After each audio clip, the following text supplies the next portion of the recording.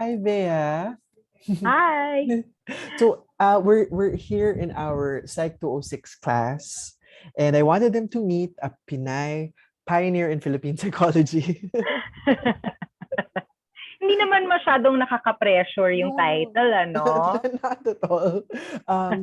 Gusto ko na makita nila, ma-meet nila yung kakabasa lang nila. Hopefully, nabasa nila na article in time for our class. Ayan. So, are you ready? Can we begin? Madali lang to. We only have 4 questions for you. Ready?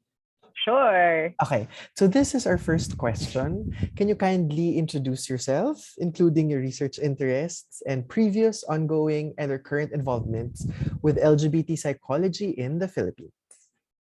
Hi.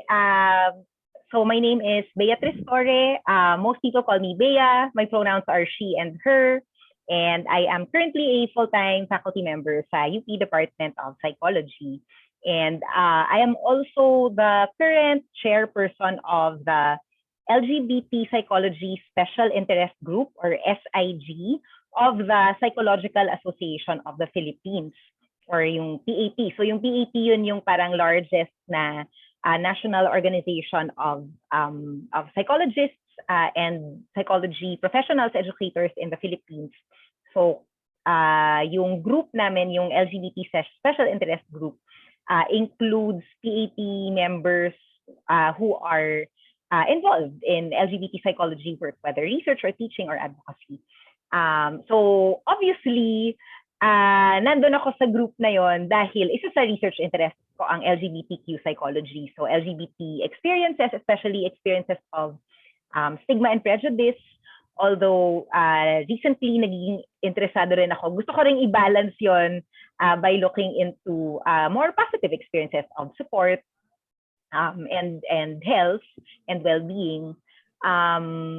Interested rin ako in friendships and interactions across sexual orientation and across gender identity. So friendships between, for example, straight women and gay men or other members of the LGBT community.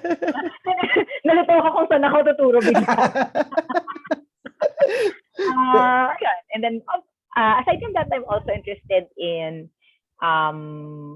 what do you call this? Health-related behaviors and motivations for that, especially exercise behaviors. So siguro yun lang muna in terms of my research interest. Okay.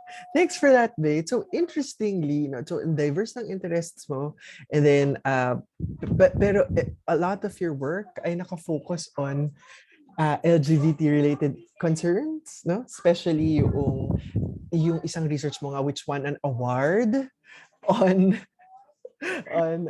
what is it about nga? About microaggressions, right?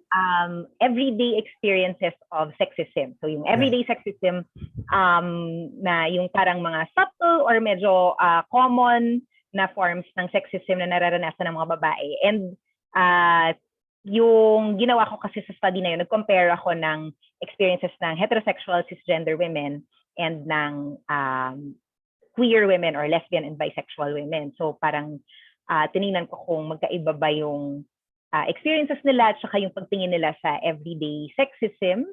At may mga nakita din akong experiences ng everyday heterosexism or yung prejudice against LGBT people.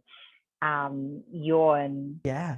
So, have you always been interested in these research questions, Bay? Or kung sakali, what led you to help develop LGBT psychology? How did you get involved? Are there any personal circumstances that bolstered your resolve to develop this field? Great question. Parang pag napapaisip ako tungkol dyan, naiisip ko na parang combination siya ng personal interests and then yung circumstances rin, lalo na yung parang social networks ko. So, yung tanong na have I always been interested in LGBT questions or research, parang I think I've always been interested broadly in gender and sexuality. Kasi parang even as a child growing up, I always felt some discomfort with traditional gender norms, traditional expectations, stereotypes.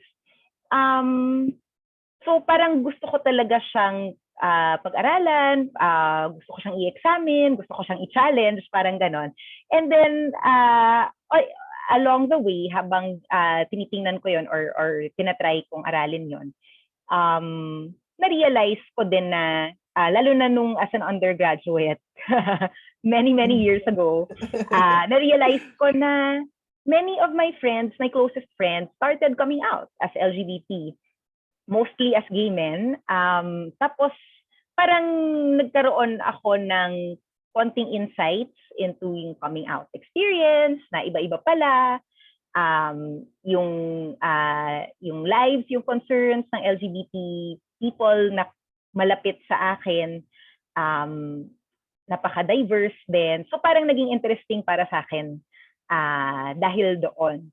And I have to say na initially, hindi masyadong malinaw yung parang social justice angle para sa akin. Hindi ganoon ka-explicit para sa akin na ginagawa ko to for liberation and equality and ganoon. Parang a lot of it was really, oh, this is interesting. I'm curious about this. I think this kind of research is fun. Yun.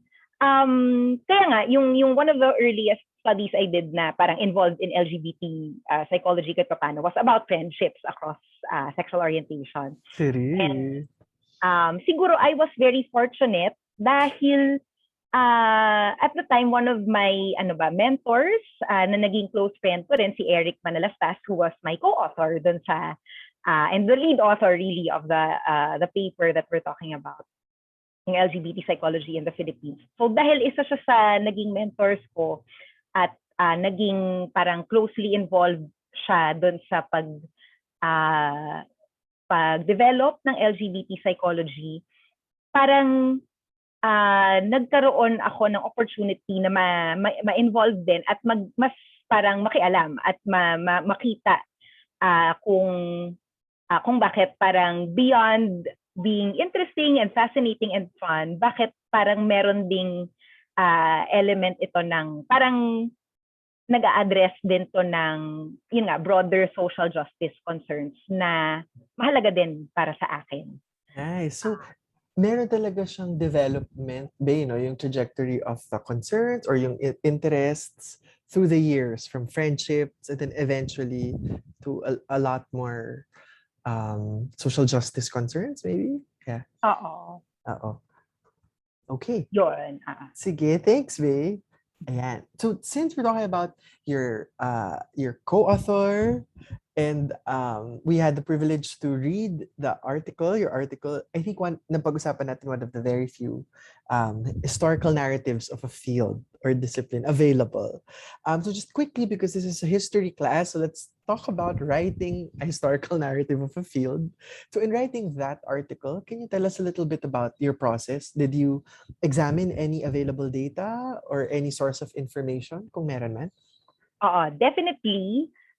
So for example, tiningnan namin yung mga local na publications, journal articles, studies about LGBT psychology na na-publish dito sa Pilipinas para magkaroon kami ng ma-inform yung article ng ano nga ba yung pinagsimulan ng LGBT psychology, sino-sino yung mga na-involve, para din hindi naman namin kiniklaim na kami lang yung nag-start nito. So actually, makikita naman namin na parang, oo nga no, as early as the 60s, people were publishing research in Filipino journals that touched on LGBT identities and experiences. Pero parang few and far between. Tumingin din kami sa mga records ng communications between the people who were involved in yung eventual na pag-form at pag-recognize ng LGBT Psychology Special Interest Group ng PAP. Kasi 'di ba yung nakikwento nga doon sa article no na dati naman walang ganoong special interest group. In fact, before the LGBT SIG, there were no special interest groups in the PAP. There were divisions like developmental psych, clinical psych, and so on. Walang special interest groups.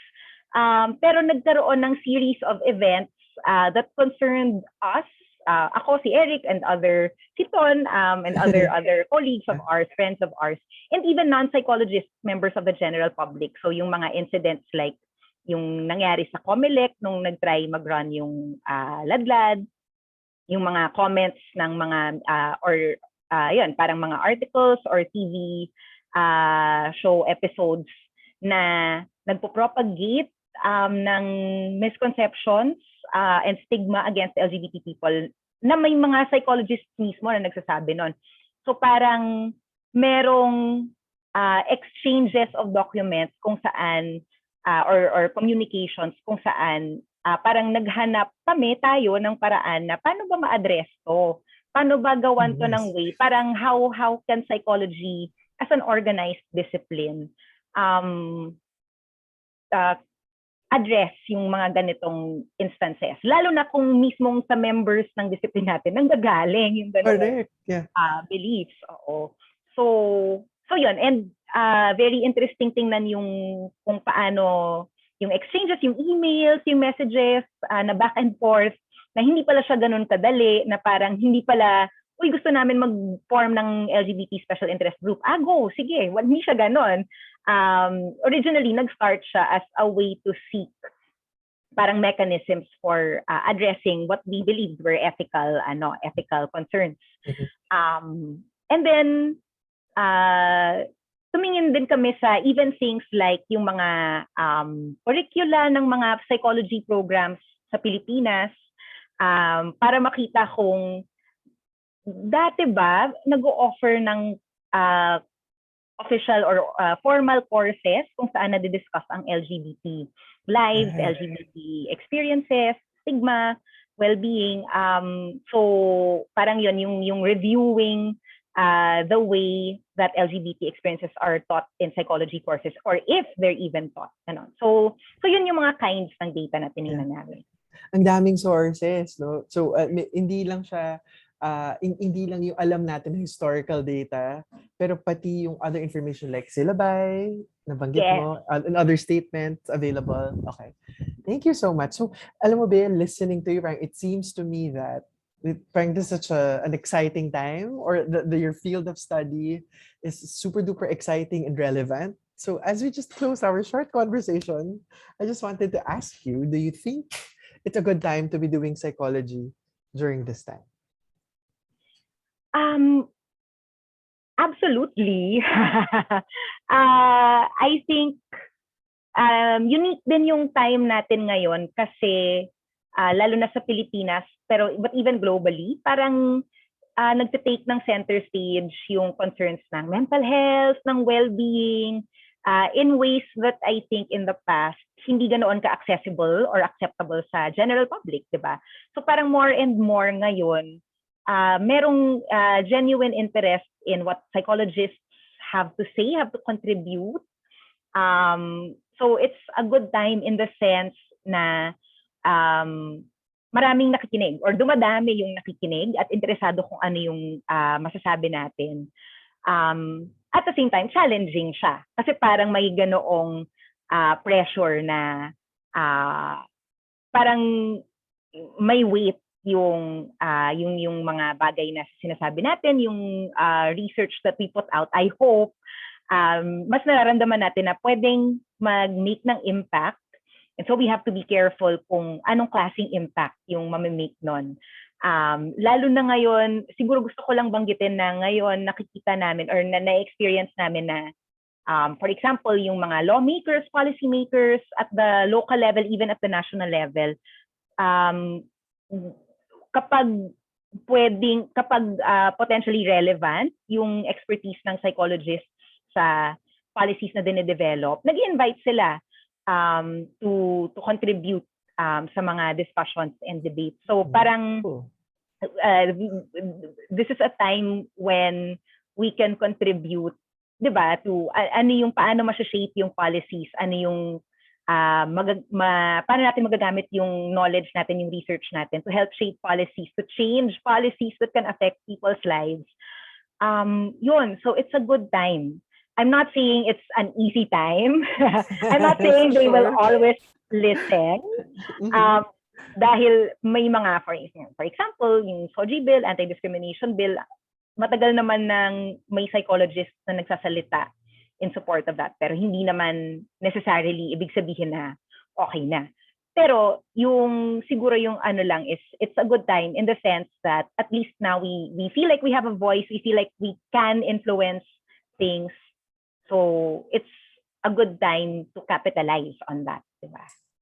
That is so great. Thank you so much once again. This is Beatriz A. Torre. I feel she's one of the Pinay pioneers in Philippine psychology. And we're so grateful, Bea. Thank you for making time. Thank And you so much, Ton. thank you. Hopefully, we were able to excite our students to pursue certain things so that they're very passionate about, and let their personal lives also inform particular advocacies that they will venture in the future or pursue in the future. Thanks, Bay, for that preview. I'll talk to you soon. I miss you. Miss you. Good luck to you and your students. Thanks.